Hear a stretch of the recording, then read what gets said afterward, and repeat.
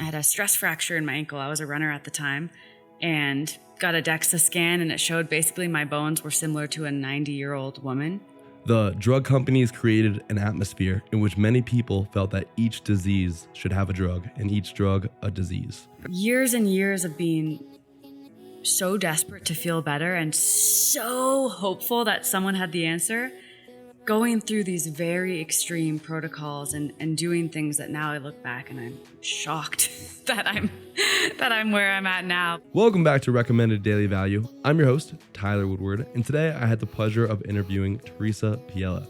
Theresa Piela, also known as Living Roots Wellness online, is an expert on everything gut health, and that largely comes from her own journey healing her gut through Lyme disease, parasites, and gastroparesis, which is basically paralysis of the small lining of the intestine. So we kind of dive into the gut health, what to avoid, what to try and prioritize, and also how to, experiment and play with yourself and your diet, really figuring out what works for you. It was a really awesome conversation, and I think you guys will enjoy. Let's dive in. Theresa Piela, welcome to the show. How are you doing today? You said my name correctly. I'm shocked. I'm doing well. I'm very intentional. I know. I was doing my research. I was like, all right, how do I say it? Well, awesome. I'm really excited today because we are diving into kind of everything gut health. Gut health is something that everyone deals with because we all have a gut, and a lot of people's guts are running more poorly than they should be. So, before we dive into the nerdy science stuff, how did you get to where you are? What would you consider yourself today? What's the little box you put yourself into? Yeah, kind of by accident. I didn't really think about gut health until I started having problems. And a lot of it, when I look back now, was not only just a terrible diet, but poor handling of stress. I was at a pretty competitive and cutthroat high school, and I remember constantly feeling under pressure. I started having panic attacks. I started really feeling crushed by the pressure and weight that was expected of me to be a certain kind of person, to get a certain kind of career. And I started having issues probably as far back as 9th grade when I really settled into it. But when I think about even just some earlier memories when I was maybe even younger, I remember having a very swollen belly and not really knowing why, not really thinking much of it. But if I kind of break down this journey, it's not linear. I jumped all over the place, but I started to realize, okay, I wanted to feel a little bit better. And I'd say after graduating high school and getting ready to go to college, I thought that veganism would be a great idea. I thought it would clarify my soul and bring me health. At the same time, I was on a pretty high dose of Prozac, and I was on just one of those regular birth control pills with the idea that, it would help my bone growth, it would clear up my acne, and it would protect me from certain types of cancer. Great. I trusted my doctor. That seemed like a lovely path. A lovely path. Yeah. And I'd say by middle of freshman year of college, I started having pretty bad issues. I had a stress fracture in my ankle. I was a runner at the time and got a DEXA scan, and it showed basically my bones were similar to a 90-year-old woman. And I didn't think anything of it aside from, okay, I need some more calcium and I can continue with my vegan diet. I'll keep running, keep up with everything that I'm doing, and just keep pushing through. The background of this, I still felt that intense pressure. I constantly felt overwhelmed, struggled with anxiety, struggled with sleep. Sure, I was taking a large dose of Prozac, but I felt like what it had done is sedated me in a certain way, but I didn't feel like it had cleared anything up. And over the years, moving through college, things got worse. My sleep got severely disrupted. I started waking up with night sweats. I felt like a shell of myself. I started to experience, you could call it depersonalization or derealization, where I kind of felt like I was in a video game. I didn't want to keep pushing, but it felt like it was the only thing that was available to me. And I wasn't vegan at this point. I had started adding other foods back in, adding meat back in, mostly due to cravings and realizing, okay, maybe there's something about this vegan diet that's not working for me. Started getting some testing done because the fatigue started to really seep in. I wasn't able to stay awake. I had to snap between classes. And I thought this was it. I realized, okay, great. We finally have figured it out. I was diagnosed with Lyme disease and a couple other co-infections. And then on top of that, some heavy metal toxicity, early onset ovarian failure as a result of likely being vegan and starved and over-exercising. But that was given to me as the diagnosis. Oh, okay, you're infertile. That's how you are. Great, good luck. And to speed up this meandering story, thinking that I had found the answer, I started doing pretty intense Lyme disease treatments, which were about, I'd say 6 months of multiple antibiotics, some oral, some injection, more supplements than I could even keep track of. I would take them before breakfast, with breakfast, after breakfast, with lunch, between lunch and dinner, before bed. I remember feeling nauseated by these handfuls of supplements: glutathione, NAC, turmeric, quercetin, all these crazy things, antiparasitics. I was on a statin to treat the candida that would likely be opportunistically stepping in because of the high doses of antibiotics I was taking. It was a nightmare. And again, thank you for listening if you're still engaged. Oh, I'm engaged. I got to the point where I was so sick, I could not function. A lot of people in the Lyme world are aware of a Herxheimer reaction, and some doctors are still in the mindset that it's a good thing. You're killing off these viruses and bacteria and spirochete, whatever abundant soup someone's filled with, and that it's a sign it's working. And we're told to just push through and that eventually things get better. Things did not get better for me. I ended up withdrawing from college, ended up going home, was bedridden for quite some time, eventually stopped the antibiotics when I realized I can't keep doing this anymore. I can't keep, and I say antibiotics, but I was also taking antiparasitics, again, the statins, all the supplements.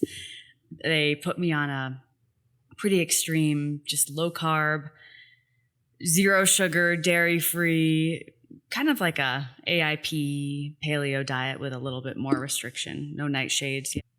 I got to the point of being so sick and so confused, and that continued. That continued for many years. I eventually finished college going part-time, but barely finished. I was lucky in that I was able to take my time. I feel like my professors were really helping me out and making it easy for me. Write this paper and sure, we'll check you off, and do this. And I graduated, but it wasn't smooth sailing after that. I found myself continuing to seek testing and continuing to try these protocols, thinking that, okay, if I just get the Lyme under control, I'll feel better. Or if I can detox these heavy metals, then I'll feel better. No, if I can treat this candida overgrowth, then I'll feel better. Oh, if I take hormone replacement therapy, then I'll feel better. That's the route. And it was kind of just years and years of being so desperate to feel better and so hopeful that someone had the answer, going through these very extreme protocols and doing things that now I look back and I'm shocked that I'm where I'm at now. But yeah, through that, I mean, I swung to more of the fruitarian side of things, thinking that would clear up the parasites. I had tapeworms, Giardia, E. coli, at least based on my stool tests. I then swang over to carnivore land and was there for a bit, which actually eventually led me to where I am now. So there's some benefit there.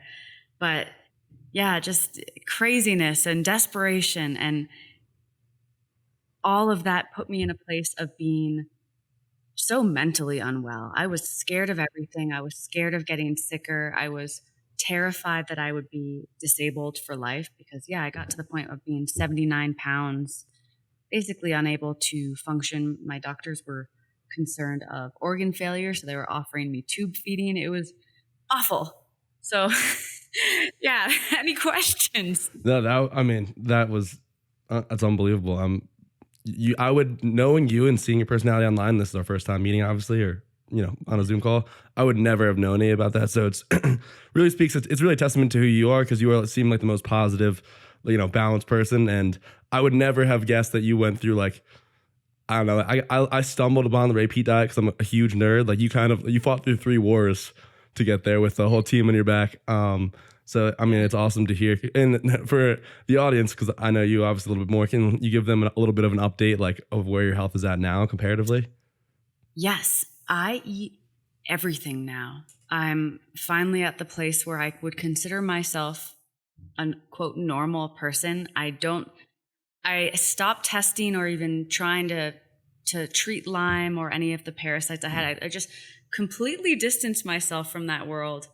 I am finally at the place where I can build muscle. I basically move through the world, quote, normally again. There's no such thing as normal, but I mean, we just moved to Colorado back in 2020, and most people I meet, I'm not telling them my history, my health history, where I was beforehand.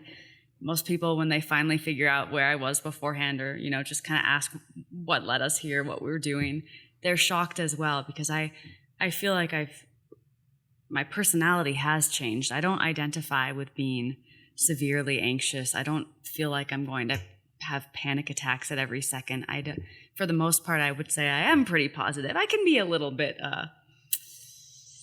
cynical sometimes. We all can be. Yeah, with a comedic spin. But yeah, so these days, very, very, very different. And that's inspired my work these days, because I see, as you've noticed, so many people are unwell, and they have similar health statuses in the sense of bacterial overgrowth. They have SIBO, they're hypothyroid, they can't sleep, they're anxious, they can't digest anything, they can't maintain muscle, they can't, it's hard to maintain even just the semblance of health for them. So realizing that more testing and more strict protocols is not the answer, and a lot has to be worked on in the brain side of things if they've really started to identify with being sick or even lost the hope of their ability to heal. That's a huge piece of what I tend to focus on these days.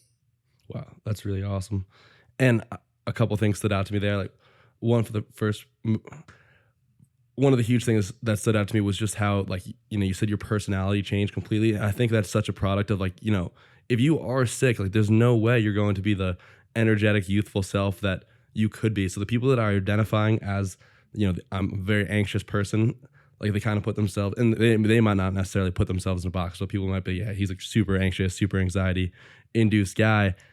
He, like, if he fixes things, it's not like that's necessarily what he is. It's just like who he is right now, or they are right now.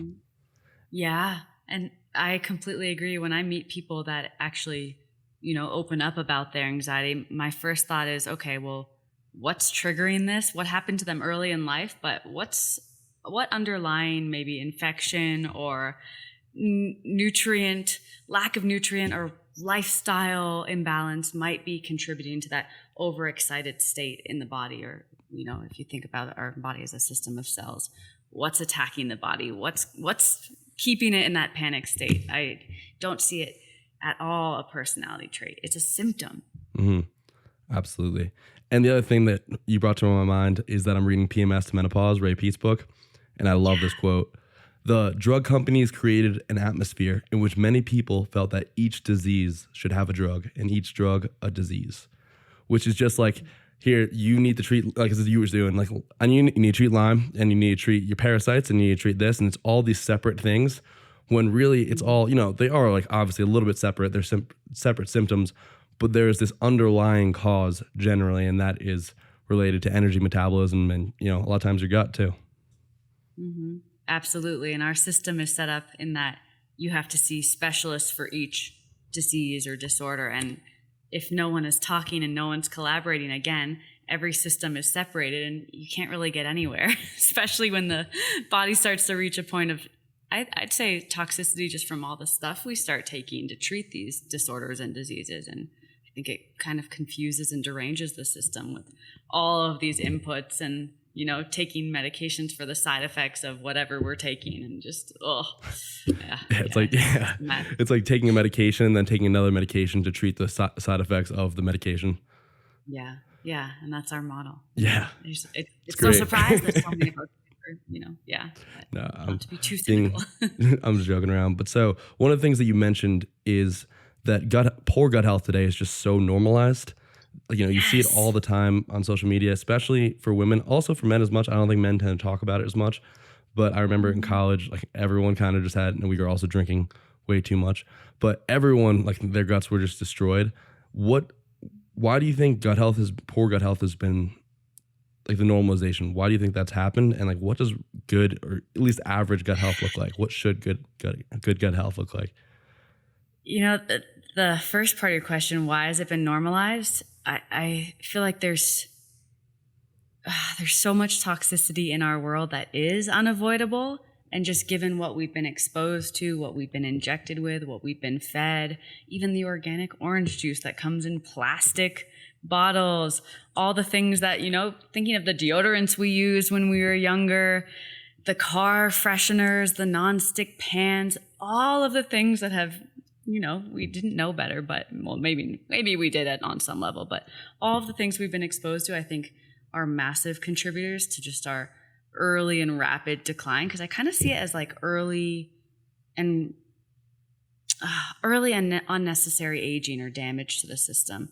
I think that's a big piece of it, but why it's been normalized, maybe to sell something, I don't know. You've probably noticed there are so many gut protocols, and no shame, but a lot of these coaches are marketing themselves as, okay, like do my gut protocol, or like 12 weeks on this gut protocol and you'll be healed. I have yet to meet a single person that has done a gut protocol and they find themselves healed. I mean, a lot of the people I work with are kind of at their wits' end because they've paid some Instagram coach thousands of dollars. They did a antimicrobial, antiparasitic, and they maybe felt better for like a week, or they were hopeful that they'd feel better, and they're still not where they want to be. Mm-hmm. But yeah, that's a big piece of it. I think our lifestyle plays a huge role in terms of, we lack that circadian rhythm that I think does send signals to the gut in terms of function, but also lowering inflammation, changing the microbes that can proliferate, or shifting it in a direction where the nasty ones start to really take root. And then everyone, we know that stress plays a role, but I think, again, we're not this world, and I definitely have my views, but I feel like it's not suitable for people that are sensitive or maybe want to live in a different way. It's very fast paced. It's very pressurized. And I mean, it depends, I guess, on your conditioning and your family's expectations. But again, I grew up thinking, oh my gosh, life's going to be really hard. I better just grind because no one's going to take care of me. One of the early stories that actually my mom taught me, love her, but this is one of our first lessons, was life's not fair, and if you want something done right, do it yourself. So I was kind of primed for danger at any moment, not to mention some family drama, just not being around the safest people. So I think early life trauma does play a role for a lot of people, because I have noticed I'll meet some people that are my age and they've never had gut issues, and they're kind of boggled, like, what's that like? And then I'll meet other people and, they're gluten sensitive, they're dairy sensitive, they get bloated, they fall into the category of a more standard IBS. And, I'll ask them questions, just trying to get a sense of maybe what led to it or why. And yeah, some people are, I'd say, more sensitive. And interesting, Tyler, that you said a lot of your guts were wrecked, because when I think about it, most men don't.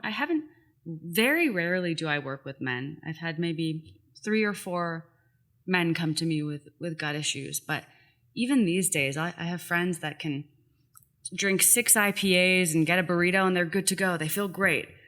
And what you shared actually kind of surprised me, because you mentioned that people were expressing some discomfort. Yeah, I think we get a little bit like of different discomfort where girls tend to get more bloated. Like we kind of just, you don't want to come into the bathroom after, a night out following some of the guys. And that's like such an issue, I think, because, like that one was pretty blatant to us. Like we kind of, even if you don't want to admit it, exactly what's causing your issues. Like those 12 beers you had last night, there's probably some correlation there if I had to guess. Yeah. But some people just don't. I think that's a huge issue. So it's like a lot of people are looking for the protocol. It's like, this is going to be the fix, versus actually addressing, there's not going to be like one 12-month thing or 12-week thing where it's like you do this and you're good to go. It's like, this is going to be the rest of your life. You need to make these changes. Yeah. Yeah. And I think some people, like if they do have some some kind of parasite or some kind of overgrowth, sometimes they do feel significantly better. Like I've had clients mention they did a couple weeks of Alinea, which is an anti-parasitic drug. Boom, they feel awesome. Yet a couple weeks pass and all their symptoms come right back. And one person might think, oh, okay, the cycle of the parasite they just hatched another round. But I don't know. I think, again, what you pointed to is that it has to be more of a tending in a sustainable fashion, because if we're constantly bombarded with these threats and our systems are becoming more sensitive and more reactive, we kind of have to stay up on that. And yeah, some people require a little bit more tending.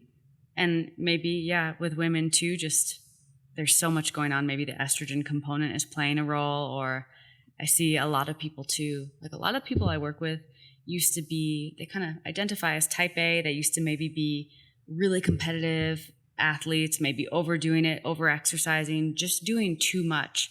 And I do think that chronic exposure to stress also leaves a mark. And there's a lot more recovery that some of those bodies do require, and just kind of learning to really do the opposite and learn to actually slow down and feel comfortable with that. But yeah, I the normalization, there must be some money behind it, because most people, I mean, how could being this uncomfortable and, having such extreme reactions or bloating or gas or burping, how could that be normal? I doubt our grandparents dealt with this, maybe occasionally, but not after every meal. Mm-hmm. I think it's one of the biggest pros and cons of social media, because, you can find a zillion answers for how to fix your parasite. But I saw a reel yesterday and I reposted my story. It's it's funny, but it's kind of disappointing. Like when this woman who's like, when your husband is on the toilet for the third time today and you haven't gone in 3 days, it's like, okay, like that is true. That is funny. But it's like that you shouldn't, I mean, not that I'm blaming her, but it's harmful to normalize these things, because that just shouldn't be the case. Yeah. Yeah. I mean, if we were to normalize anything, it would be having 3 bowel movements a day after every meal, kind of like a dog, or a cat. You feed them and they have to go right away. That would be normal. Digesting and actually feeling warmer and more energized after eating, there's some nuance there. Sometimes after like a heavier, bigger meal, there might be a little dip in energy, but not to the point of feeling flu-like or like you're dizzy, need to lay down. Things should be moving through. They should be energizing. They should be fueling the body. We should be able to sleep through the night after eating, or, we should be able to go 3 to 4 hours without needing to eat. That I'd say is closer to normal, and most of us are not there these days. Yeah. So in your own journey, what were the most fruitful steps to taking back your gut health? Yeah. So the first step was actually canceling my doctor's appointment. As much as they wanted to help, there was so much fear and rigidity about what the ideal diet was. And again, especially in the functional medicine and more naturopathic world I found myself in, it was more of the low carb, low sugar, dairy-free, gluten-free, corn-free, very, very strict. And I'd say there's some benefit to that, because when I did shift to a carnivore diet out of necessity, it was basically tube feeding or good luck. And I've said, I'm not going to do tube feeding.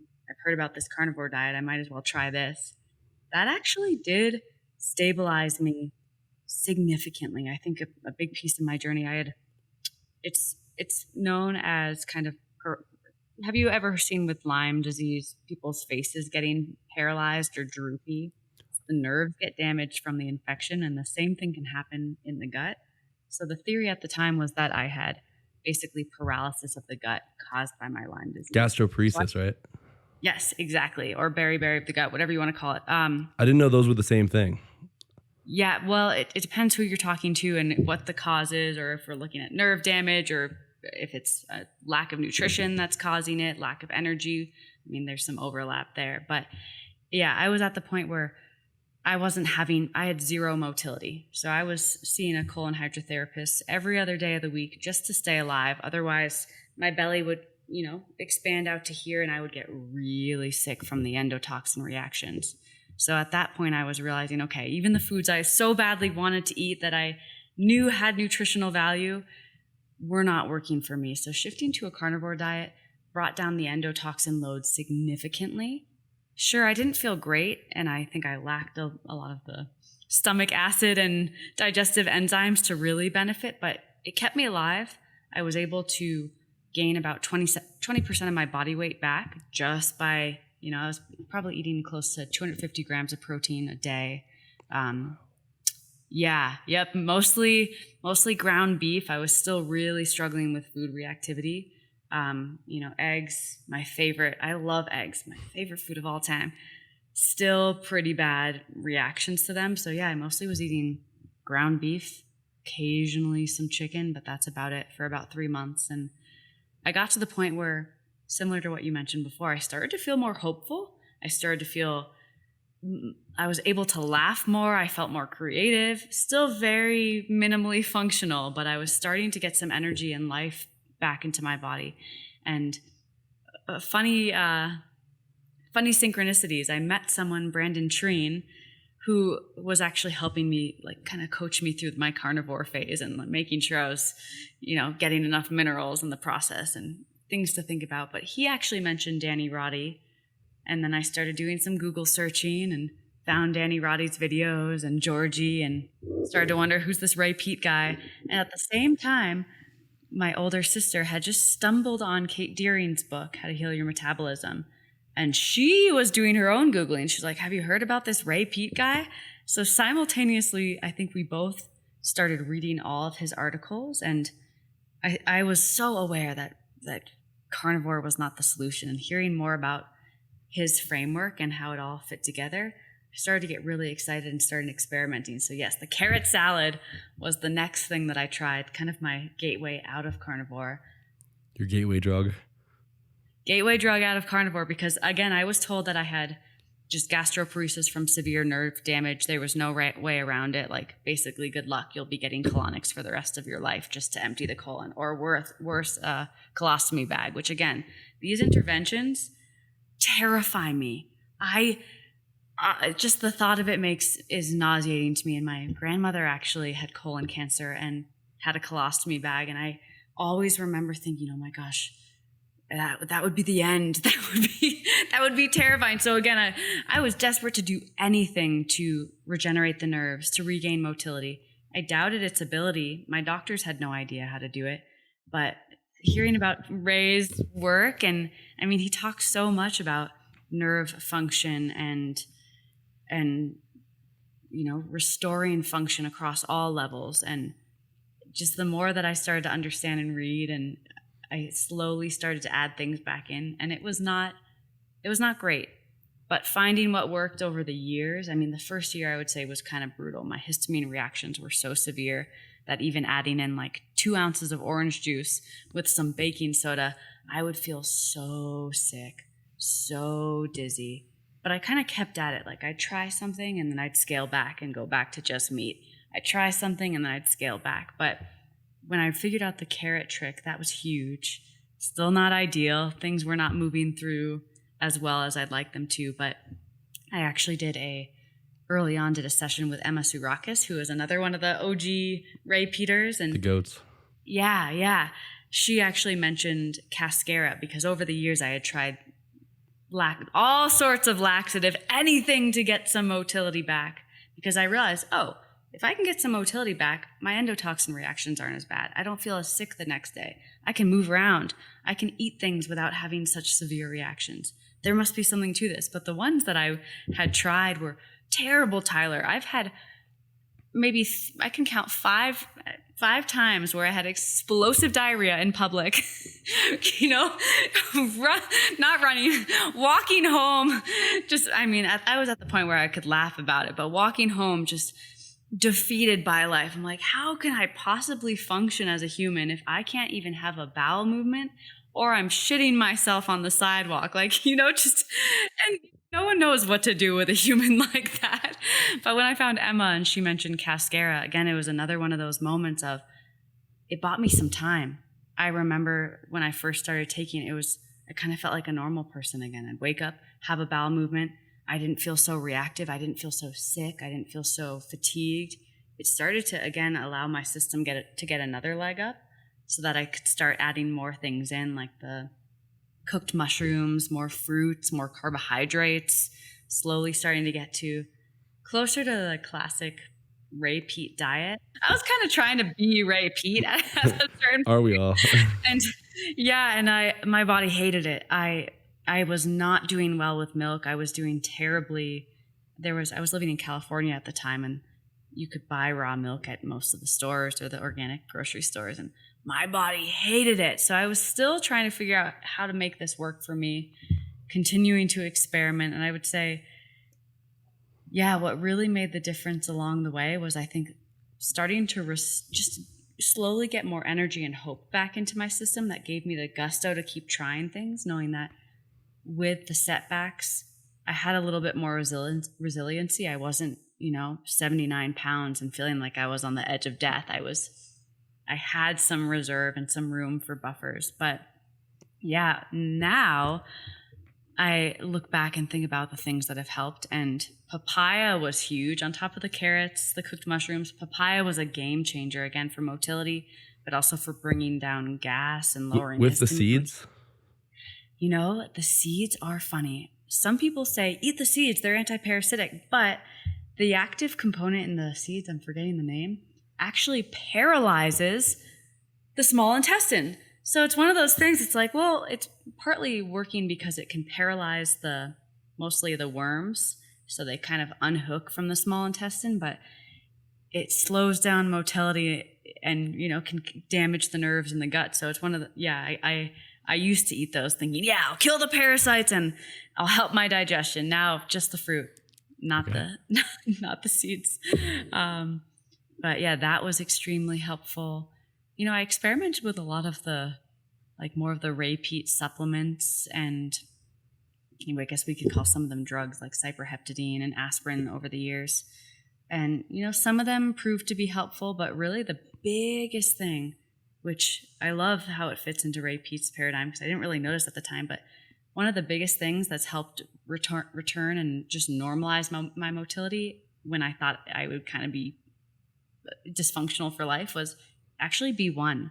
And there's more and more evidence of thiamine as an essential factor in, energy production. It's part of the first step of energy production, but in terms of regenerating nerves, some people have what's called a functional thiamine deficiency, where even if their blood levels are normal, they're getting enough, they're eating enough pork, there are certain blocks to actually being able to utilize the thiamine and have normal contractions of nerves. So that was game-changing for me.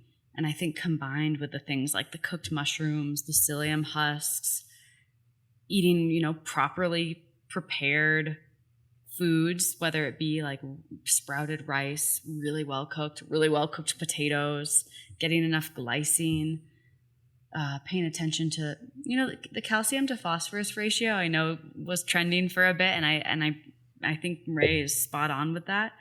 But I found any rigidity in terms of tracking and trying to zoom in too closely to one aspect, for me, increased a lot of stress, whereas eating more intuitively and thinking about, okay, what am I craving? What do I like? What are the foods that I've always liked before all of these rules, before all of these diets? What makes sense to me?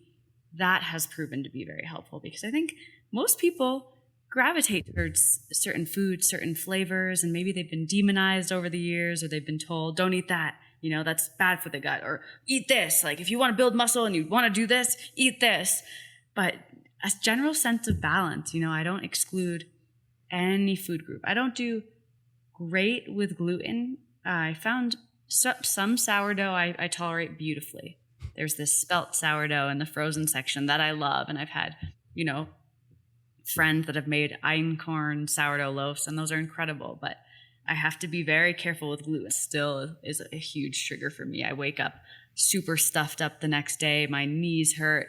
It's not good. And I kind of went back and forth on this for a lot of time, because I thought it's just all in our head. Like, we've been told not to eat gluten, but there's even some interesting mouse studies showing that when they feed them gluten and look at the microvilli in the small intestines, it's basically like a bomb went off. The microvilli, which dictate our absorption ability, are basically just gone. They're just like completely damaged. So yeah, that's been helpful for me to realize that and not just think, oh, I can brain rewire out of this or mind over matter, or eventually, who knows, maybe eventually I'll be able to get to that point. But yeah, really bringing it back to basics. I think like the gelatin, more of the gelatinous cuts of meat, the really ripe enzymatic fruits, and a lot of the herbs, like a lot of the more carminative digestive herbs or roots. Ginger is something I cook with probably in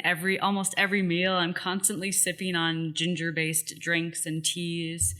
I just crave it and I love it, and it seems to work across many domains, lowering histamine, lowering serotonin, speeding up motility, helping gastric emptying. I mean, it's just an amazing root. I have to play around with some ginger. I've been getting into the herbs a little bit. I think they're just so powerful and they're so cool. Yes. So, I mean, and thinking too about what really made the difference. I think starting to get to the point where it wasn't just components of a meal. Like when I was trying to be Ray Pete and like drinking a gallon of milk and having a carrot and, some lamb chops on the side. The pleasure aspect wasn't necessarily there. And also, I do think those herbs are profound in the sense that they are natural antihistamines. They're antiviral. A lot of them are anti-inflammatory. A lot of them have amazing sources of potassium and can promote GABA or bind to the GABA receptors. I mean, incredible. Not to mention they taste good. So I think there's a reason why traditionally a lot of recipes, a lot of meals, are filled with herbs. So yeah, and they smell incredible when you're cooking with them. They smell, yes. And speaking of digestion, I mean, if we're not excited to eat, or if someone's on a diet that they hate or they're dreading, the body kind of freezes up. It's no surprise the body's like, oh man, I have to eat this. I'm not in the mood to eat this. I'm not even hungry. Versus smelling something, like thinking of walking into someone's house and they're cooking like a traditional Italian meal and it just smells amazing. You start salivating right away. You're primed for digestion, which ideally would be a ripple effect. If you think of the digestive tract as this wonderful tube from mouth to butthole, chewing, salivating, we'd expect it to ripple all the way down. So, and I believe it actually does like prime the digestive enzymes, like when you start salivating. Mm-hmm. So smelling some good food, having a good cook could theoretically make all the difference. Yes. Yeah. And I think the joy factor too. So many people are they're at the point where they're so sick, they're so scared, they're so confused that they forgot what it feels like to get excited to eat, So I think that can help slowly retrain, hey, food is allowed to be fun. You're allowed to be excited. It's allowed to taste good. It can smell good. You can use all these ingredients that have maybe been off limits. So absolutely. Yeah. So one of the things that you said, and I think like always the advice should be to, kind of master the basics, which is, like glycine, like getting adequate collagen, getting adequate, maybe calcium and phosphorus, all the things you said, the carrot salad. But you mentioned specifically, I think the cascara and the carrot salad, which is kind of like I guess that's kind of more of a lifestyle intervention. But do you think you could have just, glycined your way and like peated your way towards getting to a healthy state? Or do you think you needed some extra help because you were in pretty deep. You weren't like just the average Joe that wants to have a better poop. Yeah, no, I absolutely needed some extra help. I think without the cascara, I think I would have honestly been done for. I mean, yeah, I was not in good standing because you have to eat to live. And if you can't move that food out of you, I mean, that's not a good place to be. But actually, it took me years to get to this, several years to get to this point. But these days, I only eat carrots these days if I'm craving something crunchy or like craving a carrot. Nowadays, I find psyllium husk powder and actually properly prepared beans and then occasionally cooking mushrooms to be so profoundly helpful. And again, I am in a different standing. I think my nerves are they've regenerated. They're functional. I don't have to be reliant in the same way that I used to be on cascara just to have a bowel movement. But yeah, I think everything plays a role. It's hard to say where I would be without some of these tools because I think the time component, and like Ray has always said, perceive, think, act, I think that takes a lot of time to gather data and to change variables slowly so that you can actually perceive what's working, what's not, really think about how to change things around, and then, see what needs some recalibration. That there's, it's a lot to handle. One of my favorite quotes is you can only think, you can only understand, absorb, and process information up to your current level of understanding, which is basically the idea that like you can be a different person 10 months from now and learn different things. And then you go back, take that same course, or you hear the same song, another way to think about it. And all of a sudden that song hits. You're like, wow, this is a banger, when you hated it a couple months ago, because you're a different person. You learn different things. It was the right place, the right time. Mm-hmm. Exactly. Yeah. And I think that's kind of the fun of it too, because when you're starting to step outside of the world of being chronically ill and starting to see it more as, oh, okay, I'm in a body that requires certain inputs and maybe thrives in a certain way, it feels less serious. And I think in that less serious state, we are more open to information. You might even hear something and have that aha moment. And it just feels a lot more playful, and it's easier. It almost feels like a fun science experiment, starting to figure out like, okay, this works for me, and then there's this pathway, and then I just learned about that enzyme. Okay, and this mutation, which I know might sound overwhelming, but to letting it be fun, of course, keeps the stress down, which will help digestion, which will help the body, all of these things. Yeah, instead of being neurotic about it, having fun with it, being playful about it is so important. I think I've never really thought about it that way. So one of the things that you mentioned is like the beans, and which I thought was really interesting, because I've typically been like anti beans. As was I. Yeah, there we go. So I think your diet is a lot more relaxed than it used to be, I'm sure. But so what are the main principles you're using to, with a client to get their gut health in check? And you're still using today. So, you might not use the carrot salad. You might not use mushrooms all the time, but you have some kind of fiber, like soluble fiber that helps to keep things moving. So what are the main principles you're using? Yeah. And it really depends on the person. A lot of people come to me and they are so terrified. So I'll actually start there. And you probably notice I talk a lot about EFT tapping. It's just a brain rewiring tool similar to EMDR or hypnosis. It's starting to teach the brain that it no longer needs to mount such a massive stress reaction to a certain thought, to a certain situation, to a person, to an event, so that you can move forward. Because again, if you're stuck in that fight, flight, crazy reaction, it's hard to do anything. That alone can set off food reactions. So I normally start there with anyone. And it really depends. I have certain clients similar to where I used to be, that they are ready to eat certain foods, but they react poorly. Whether it's strong histamine reactions, rashes, itching, bloating, gas, burping. So it's really case by case. Some people do stabilize in the short term on just kind of like a meat and rice diet, which might sound kind of bizarre, but it's actually what's used as a SIBO prep diet, because it's very, very low fermentation. And it can be, meat is such a nutrient dense source of so many things we need.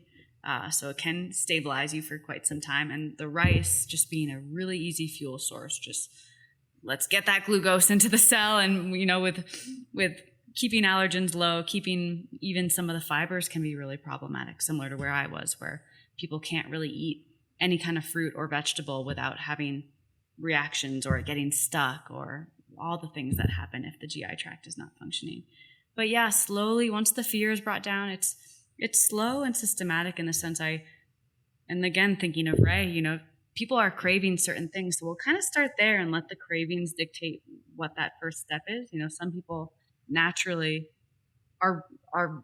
they know what they need, and they also know what they don't need.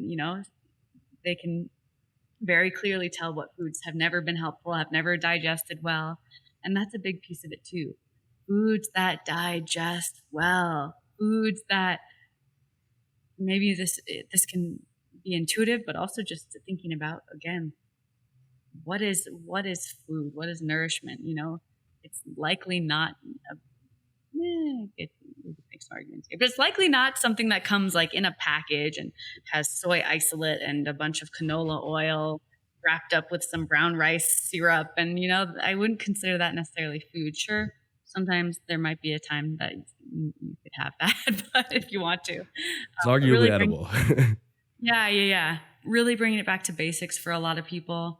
And then I really let them, kind of set the pace of it too, because when reactions are coming and when they're unexpectedly happening, even when we're, trying to lower histamine and taking certain maybe supplements or teas or herbs to really help stabilize the body in the process, it can be really overwhelming. So sometimes we're not even trying to add foods back in. We're just trying to stabilize the body.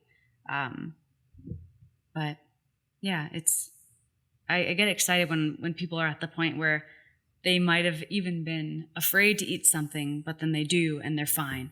And they start to get these more of these data points of, I actually did okay on that, or I had dairy for the first time in 6 years and I was fine. And I think that's a part of that, learning that they are capable, that their body is maybe different than it was several years ago, that maybe they are not as sensitive and fragile as they thought themselves to be. So it really depends. I wish there were a framework, but honestly, there is not. Okay. So it's super interesting that you say, and it makes a lot of sense, like you're trying to get people to eat more intuitively, basically listen to their body. And I guess you'd also say pay attention to what they're eating and how, that you react to that in terms of, are you digesting it well? Do you feel better after you eat it and whatnot?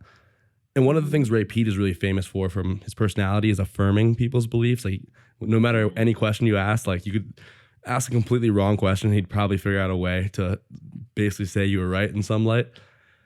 Where do you find, because some people come into this fear thinking like seed oils are really good for you and whatnot, like where's the balance between trying to get people maybe over their fears versus like telling them to kind of go in the right direction, because some people have been pointed so far in the wrong direction that they kind of have lost their own intuition.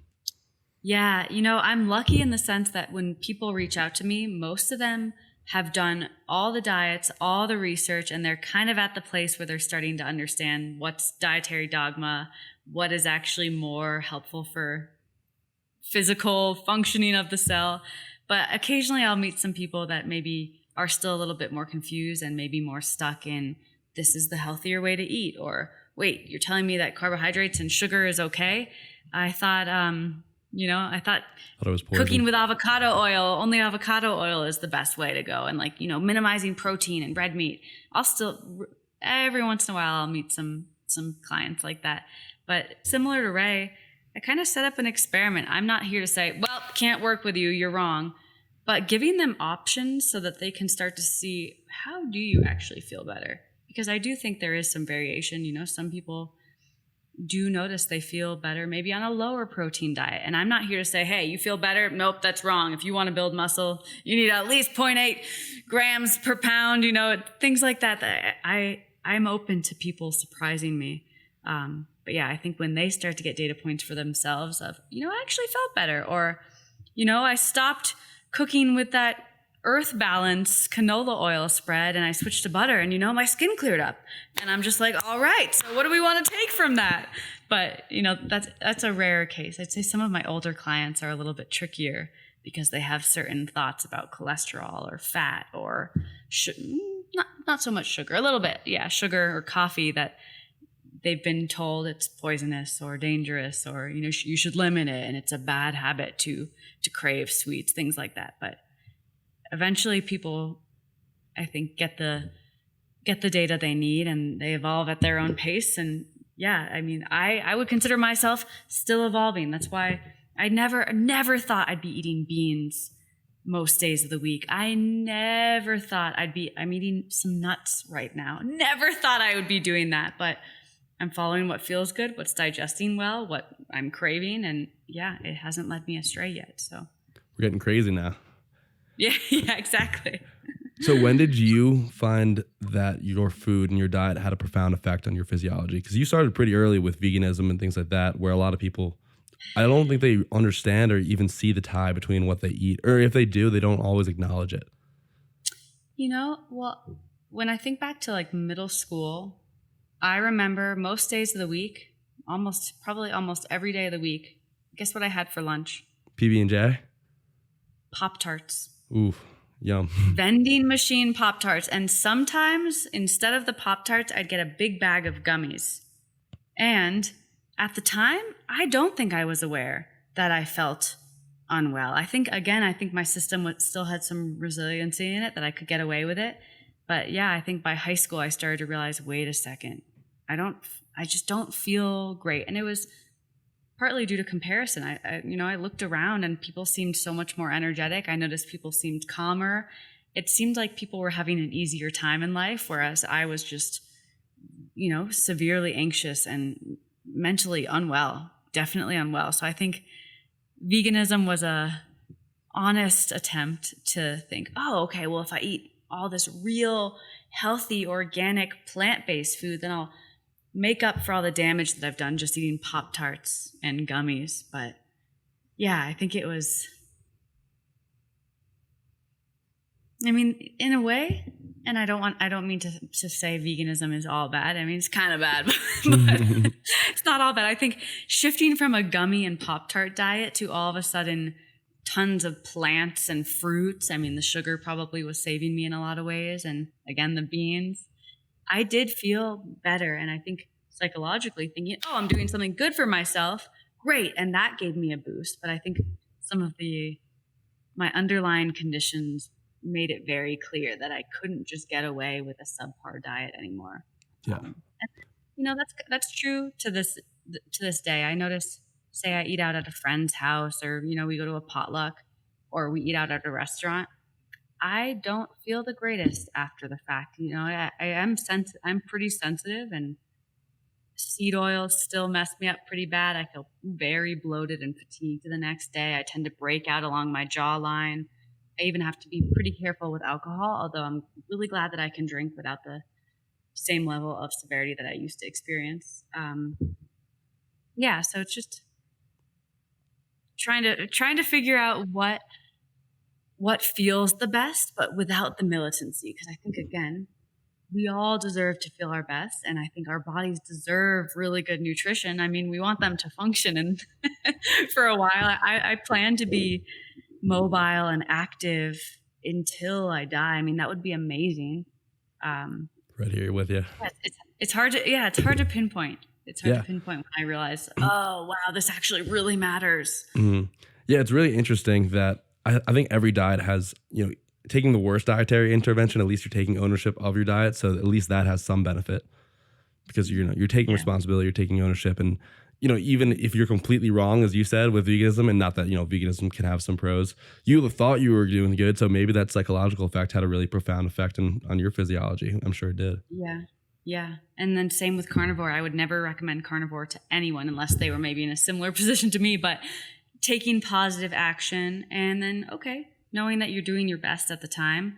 That is, I think, anytime we're literally doing our best and looking at our options and saying, okay, I'm going to do my best. Not ideal, but this is the best I can do right now. Of course, that's going to land differently on the body. It's not as stressful when we know, okay, I'm doing my best. Time to move on. Time to move forward. Mm-hmm.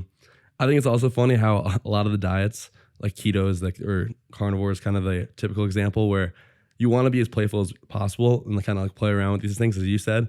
But I have a friend that's advocating for low carb recently, and we're just in a group chat together.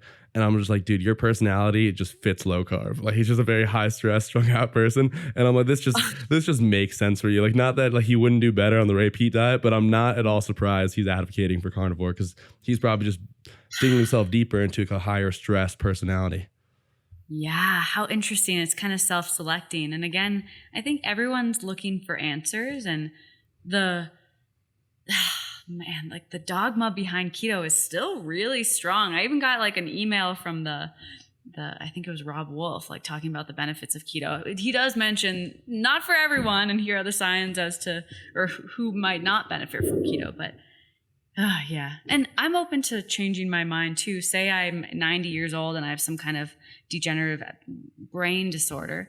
Okay, if I feel some relief on a ketogenic diet in the same way that I once felt relief on a carnivore diet, sure, I'd be open to that, but I understand it's not ideal. It's like a rescue mechanism. It's our body saying, or our body's clearly not functioning well, and we're doing the best we can to stabilize it. That's what I see in most of those diets. Yeah. So you mentioned going out to eat and how that can kind of wreck you. Do you have any kind of go-to protocol, or when people really struggle with like going out, or they know they're gonna have a bad night, Thanksgiving dinner. Is there anything you Yeah. take preemptively or after the fact to kind of help you clear you out a little bit? These days I'll really pick and choose. It's mostly going to friends' houses. I'll pick and choose what's worth it. And honestly, I've noticed if I get to the point where I really don't worry about it and I don't overdo it, I might not feel the best the next day, but no, I don't actually take any. I don't really tend to intervene. I might take, some digestive enzymes when I get home before bed, or maybe some aspirin, or if I had a drink, I'll take extra B vitamins the next day, especially B1 and B2. But, I used to think, okay, like I'll mop it up with charcoal and then I'll do this and then I'll take that and then I'll do a coffee enema. And like, again, that militancy, I got to clean this damage up. But I'm lucky now that I am in a much more resilient place, so that maybe I don't feel amazing the next day, but I'm not sick, or I'm not flu-like, or I'm not completely, what we used to say we completely wrecked, and even just a couple of years ago that would happen. And, I have gotten to the point where I'm pretty picky about where I eat out too. I'm not just going to go out to a random restaurant, or if there's literally, we're on the road, or there aren't options. More often than not, we pack a cooler. So this might not be what you want to hear, but I thinking back to the other part of the conversation, I value feeling good, and I know that I am, I'd say, much more sensitive than some people. But if I can at least have the foods that I know make me feel good on hand, then it buys me some time. Like I'll often travel with like a bunch of cheese and fruit and like jerky, and I'll travel with gelatin gummies, dried fruit, banana chips. Like, Yeah, whenever I bring I'll go on a road trip or like go skiing, I always try and bring like dried fruit or jerky, because it's personally it tastes great. Second, I know I don't like, food in the mountains ridiculously expensive. It's not good for you. And, yeah. it's kind of just like a win-win in my eyes. And I enjoy the good food that I bring, like some gummies and jerkies can be awesome. Yeah. And actually adding to that, more and more people that we're meeting and becoming close with here also have kind of not rigid diets, but they're sensitive. So in a way, I actually feel like I don't even have to worry, because, I'll have one friend that's doesn't eat gluten, another friend that doesn't eat dairy. So when we do end up coming together for a meal, it tends to be pretty, quote, repeat friendly, just nothing too assaulting to the GI tract, which is great. But I'm trying to think if there's anything I would do. I guess, if I came home and I felt particularly like bloated after eating some unnecessary seed oils, if that was in the dinner or something, I might, again, just have some ginger tea before bed, or like rub my belly. But it normally clears up on its own these days. So That's awesome. And then you mentioned charcoal. What are your thoughts on charcoal and and you also mentioned B1, B2, I think B3 and cascara. What other supplements do you use as like a tool in the toolbox with clients or yourself? Mm-hmm. For if they were eating something that maybe is less than ideal? Oh, they could be that, but just in general for like, trying to restore motility and really get your gut functioning the way it should be. Yeah. So starting with where they're at, seeing what might be assaulting their gut, if they're still eating a bunch of raw stuff aside from the raw carrots, or maybe if they're skipping meals. But again, a big piece of this is lifestyle, like what are they thinking throughout the day? Because I see that as a form of nourishment or toxicity as well. Like if their internal dialogue is one that's really doom-based or doubtful or self-critical, if they're constantly attacking themselves or comparing themselves, or if they're living in a state of fear, I'm less concerned with the food and trying to supplement out of that, and more concerned with, hey, you are literally putting poison in your body. Forget the organic grass-fed regenerative beef, and let's start with that. But I keep supplements really simple. I think the B complexes have been amazing for people. Some of the herbs actually and mushrooms like reishi, ashwagandha, I go back and forth on. It really depends on the person and if they're willing to only take it for a little bit and then, take a break. Tulsi's been incredible. Chamomile does wonders for people. Magnesium is so hit or miss. Some people respond really well to it, especially if they're doing the magnesium hydroxide. What's it called? Magnesium bicarbonate. Yeah. For some people, it's like, boom, their digestion is amazing. They poop 3 times a day. That was what they needed. Other people, they feel gassy. They feel anxious. They don't tolerate it very well. But they notice if they take a magnesium bath, that helps their bowel movements, that helps their sleep, that helps their muscle recovery. So it really depends on the person there. Aloe juice, the Lakewood aloe juice, it doesn't have amodin, but it's a pretty hefty source of potassium. That can be really helpful for people just to get things moving again. I mentioned the papaya. And I never push beans or psyllium husk powder, but if people are at the point where they're really desperate and they've tried almost everything and they're desperate to get off of laxatives, I'll very gently remind them, hey, this is an option. Because I used to think, okay, only insoluble fiber, only carrots, limit everything else, make sure to cook my apples, cook my pears. Like, I was pretty militant for some time. But when I realized, wait a second, soluble fiber makes a huge difference for me. It might for some other people. I give that as an option. But yeah, the enzymatic fruits, kiwis, pineapple, avocado, figs, those tend to be really helpful for people. You're agreeing? Do you Oh yeah, I just same? love like all the fruits. I found it was a big difference for me because I was basically doing like the only fiber I was having was the carrot. I'd do eggs, maybe some sourdough. For a while, I wasn't doing any sourdough, and then a smoothie, and then ground beef with rice. And my gut health theoretically should be perfect. And adding in some mushrooms, some a lot more fruit and berries. Even I'm trying to work on potatoes right now. So like adding in those kind of fibers has seemed to have really helped my gut health a lot more. Yes. Yeah. And again, it depends where someone's at. Like with pretty severe cases of SIBO, a sweet potato might be completely the wrong idea. But as things are improving, as their motility maybe improves, the soluble fiber and the B6 and the B vitamins and, all the potassium and something like a Japanese sweet potato might be really regulating for someone. And, I've noticed too, a lot of my clients, and myself included, respond really well to certain ferments. And again, I know there's controversy of when to add them, what to add, but even things like kombucha or kefir, small amounts of krauts, that can really help normalize. And it really depends on the person, So I got 2 questions for you based on everything you just said. So the laxatives, how does your view differ between using the cascara as a laxative, because it is, technically a laxative, versus Miralax? Mm-hmm.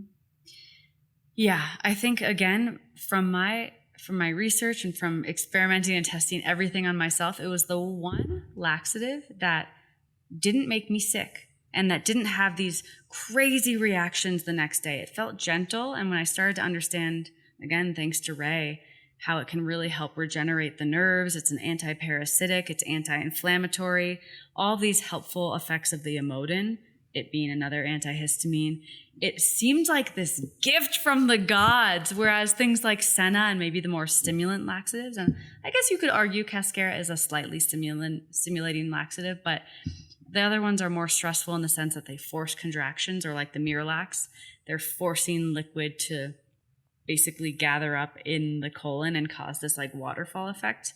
And eventually that can be very depleting and even cause more of a flaccid effect of the colon, where it just basically is tired. It's like waterlogged. It's unable to squeeze. It's so inflamed that it's just, it might squeeze a little bit and it might be so energetically depleted that it can't really relax. So lots of issues there. I think short term, things like the magnesium citrate and magnesium oxide are okay. Again, still irritating. Some people are really but I'd much rather be regenerating the nerves and using the right types of fiber. So we think about it in terms of, okay, we want to allow the proper squeezing and we want to allow the stimuli, which is the fiber, to kind of move through the GI tract more naturally. And slippery elm, actually, and some of like the mucilaginous herbs are really helpful for people because, again, sometimes they have decent motility, they're getting the right types of fiber, but they're still not where they want to be. And adding in like something slippery, like marshmallow or slippery elm, is enough to get things going. But then also, quercetin-rich foods have a prokinetic effect.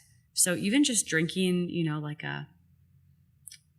I know there's controversy here, but drinking green tea or having, decent source of quercetin from some cooked apple skins, and getting the pectin from the apple skin. Sometimes that can move the needle for someone.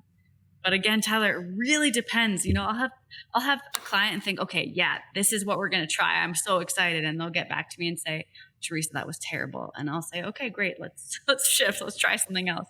So it's much more trial and error than anything else. Is there ever a case? So I had a friend who went to a GI doctor, and she has a really messed up gut. And the doctor basically said, yeah, you're just one of those people that's just going to have a messed up gut for the rest of your life. And I'm like, dude, that is just horrible advice. But she basically was told that she could take Miralax indefinitely. And it seems to be working really well for her. Do you ever find a case where, and so the way I would kind of draw the line between like the good and bad laxatives from what you said, maybe you can correct me here, is one's kind of seem to be regenerative and the others kind of seem to be irritative. They both work to induce the laxative effects, but one kind of heals and one kind of does it in a harmful way. Is that right along the right lines? And you broke it down wonderfully. I love thinking of it that way. I think the Miralax, if it's not irritating her and she's getting that getting the shit out, we do not want to leave it. I think that's the most harmful toxin aside from our own thoughts and all the stuff we're exposed to is probably stool sitting in the colon longer than it should. And we don't want it sitting probably longer than, 12 to 15 hours, if I'm being honest. Things should be moving through regularly. But yeah, if she's feeling better, if she's not having any side effects, then for her, it might be a regenerative laxative in the sense that maybe she's not even as sensitive or not as sensitive as someone that, has all these pre-existing conditions and infections and allergenic responses. So I think it depends on the person, but most people in the short term, just from having a bowel movement, will feel better. So maybe eventually she could switch to something like, psyllium husks and be better off. And one of the themes that you've repeatedly brought up today is, being playful and experimenting. So how do you get your clients to do that? Like really experiment with something versus like, give it a real test, not just like, you have a sip of milk and then all of a sudden, if you have explosive diarrhea, you might be like, all right, milk is not for me today. But there's also a lot of times where it's like, there's a lot of one of my friends, they made like brownies and they're like, oh yeah, I can't do gluten. Like she got so messed up from the gluten. And then she sent me the ingredients. I'm like, dude, there are 10 ingredients on this thing, all of which could have messed you up. There are 20 ingredients in this thing. How do you like really try and curate that playful environment for your clients, your friends? Yeah, tapping is a big piece of it because I don't think anyone likes feeling serious. I don't think anyone really enjoys feeling afraid or rigid. Most people, when we can invite that comedic lens back into their life, or when they even imagine and think back to before they had all these health issues, before they had all this knowledge that sometimes does become a double-edged sword. They know so much, they're scared to take action.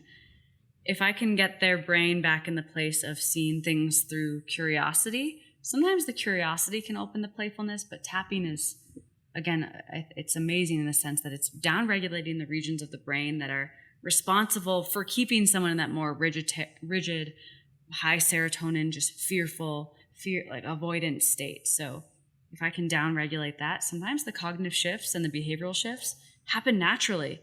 Some people will report back to me like, you couldn't believe it. I just made brownies. Speaking of brownies, and they were amazing. And I felt like a kid again. And we had so much fun. And, I slept so well that night. So it naturally, it's kind of naturally bubbling up when people realize it's a possibility and that it's allowed because, I think maybe that's a part of our conditioning too. It's like we think, okay, healing has to be serious. We have to be like really intense about it.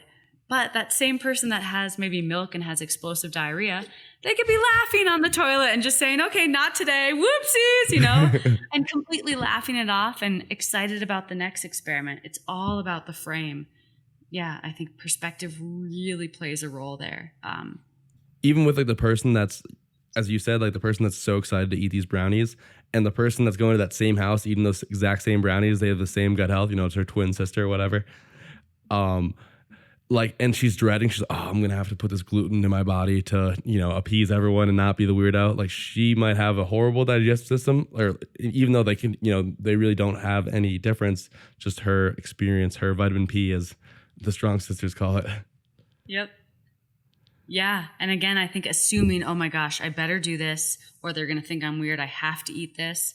Anytime we're shitting on ourselves or trying to conform, that is a stressful situation versus the person that says, I'm going to eat this brownie. Like whatever happens, I'm going to be good. They're less likely to have a reaction.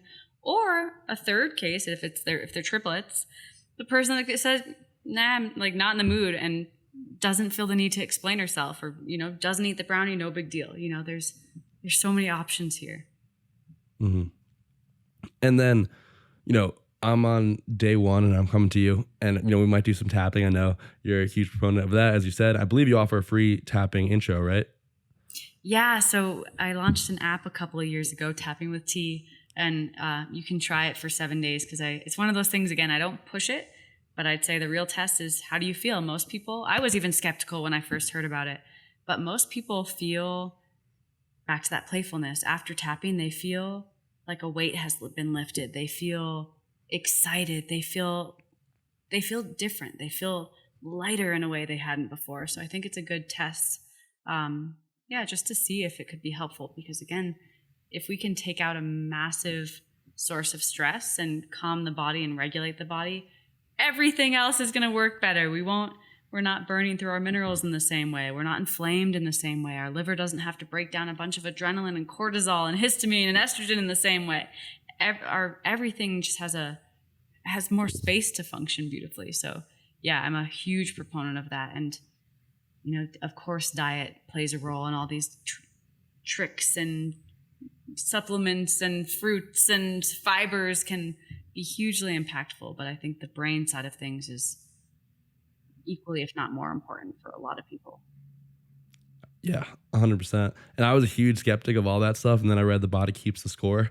And I was like, okay, Yes. this probably this is probably real. It's not just a mumbo jumbo that we see online. He doesn't mention tapping in that book, right? I don't think so, but he mentions the one of the women who had severe trauma wasn't able to feel her foot. She had some massage therapist massaging her. And she's like, how does this feel? She's like, are you touching me? And I never really understood that trauma could be localized in a tissue. So when you kind of understand that, you can kind of make a parallel that, touching the tissue or some kind of stimulation could have a very profound healing effect. Mm-hmm. And you actually bring up another point. A lot of clients I work with that have gastroparesis or severe gut disturbances do have a history of trauma. And I mean, there's so many ways to think about, well, how did the trauma lead to the gut shutdown? But it's just, the body keeps the score. Eventually things get tired, the body adapts, the body freezes, maybe holds things. We have even fascial constrictions as a result of trauma. Like think of that classic, the startled reaction, like people's necks get tight and they start to develop pain. They have no idea that it stems to when they watched that car accident in front of them when they were 3 years old. All these things that I think are fascinating that deserve some attention, because it might not just be, okay, fill in the fiber, eat this kind of Ray Peat diet and you'll get better. There might be a huge trauma component that needs to be addressed before the body can actually start to regenerate. Yeah, that makes a lot of sense. Not to just discount any of the importance of addressing that sort of stuff, like the mental health and all of that. But let's say, going back to your journey, let's say you were to Theresa could intervene now where Theresa started. And let's say she had addressed all the trauma stuff.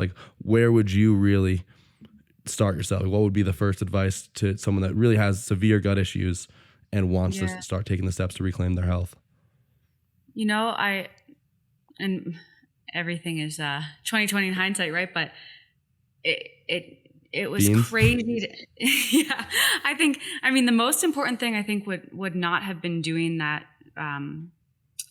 initial Lyme treatment. I think and again, people have different reactions, but for me, being on such high doses of multiple antibiotics and antiparasitics and statins all at once, I think completely just obliterated any semblance of gut health. Because I wasn't anywhere close to thriving, but I was still having bowel movements before I did that first Lyme treatment. That took me down to pretty close to bottom. I think my bottom was back in 2017 or so when I was 79 pounds. But yeah, it would be to not have done that, the antibiotics. And honestly, the emotional work, because I was so afraid. And I had this thought in my head of, okay, someone's going to save me. A doctor is going to tell me what to do, and they're going to be the one to save me. I had very little self-trust, and I was so cut off from my intuition. If I think back now, what I could step back and intervene with, it would be starting there, because maybe I would have been able to say, 6 months of these multiple antibiotics, that doesn't feel right to me. I'm not going to do that. Or, this rigid diet that's just bone broth and egg yolks and ghee, that doesn't sound right to me. That sounds really depressing to me. Maybe not, because I think, again, there's so much when I think of my own journey and what I see in others, the trauma of being a sick person and having these experiences as kind of being cut off from living a normal life, that does some serious harm. I think it really deranges and twists the brain.